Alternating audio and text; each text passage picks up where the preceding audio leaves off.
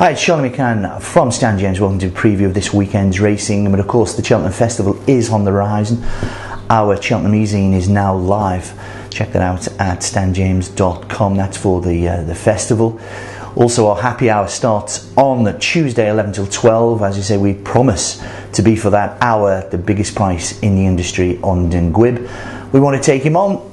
We'll find out about half past one start. Of course, first race on Tuesday. We'll find out about 20 to 2 whether it was folly or not. You know, there is just the thought that the inexperienced or largely inexperienced jockey in that stand, in that quality of race, if he has him right out the back, then he may have to overtake almost Arazzi-like, 20 rivals. And although he's obviously got an extraordinary engine, Dungwib, he's got to jump at speed, and it would appear Simon Clace is suggesting we'll have perfect ground, but that perfect ground is of course on the faster side than Dungwib has been jumping. But nearer to home, the Imperial Cup tomorrow, we will be refunding up to a maximum of £100 at Stan James if your horse finishes second to the winner, and that £100 is as a free bet.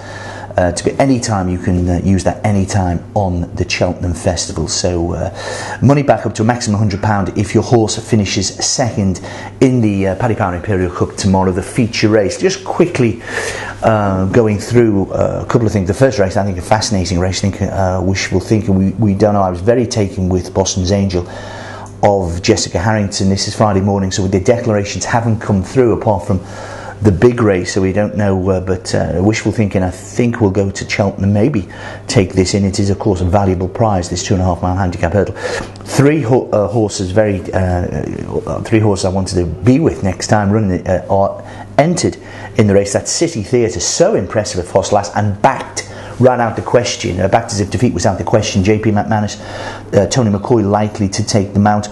Also Ranjobi. Now Ranjobi has been a bit of a talking horse and probably hasn't fulfilled the expectations of Seven Barrows so far. David Bass is a very good conditional, due to take £7 off. On his penultimate start, this horse was well beaten by Notice de la Tour. Now, Notice de la Tour from David Pipe is one of my big festival fancies. I don't know whether he's going to go the Triumph. You know what it's like with sort of the cloak and dagger of the Pipe team. He probably will go for the Fred Winter. But do have a look at Notice de la Tour. One, I think, last time out, not a particularly strong race at Market Race. And the other one is Volador. A £6 better off with City Theatre for his first last run. Absolutely convinced he is better than that. It will be interesting, of course, if Wishful Thinking runs, which one Richard Johnson, both, of course, trained by Philip Hobbs. Fascinating race as well.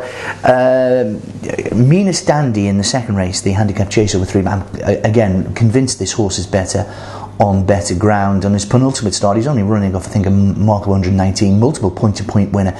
Do look out for a positive word in tomorrow's Racing Post from Paul Mickles, because I do think this horse potentially is quite well treated at 119. He's on his penultimate start as well.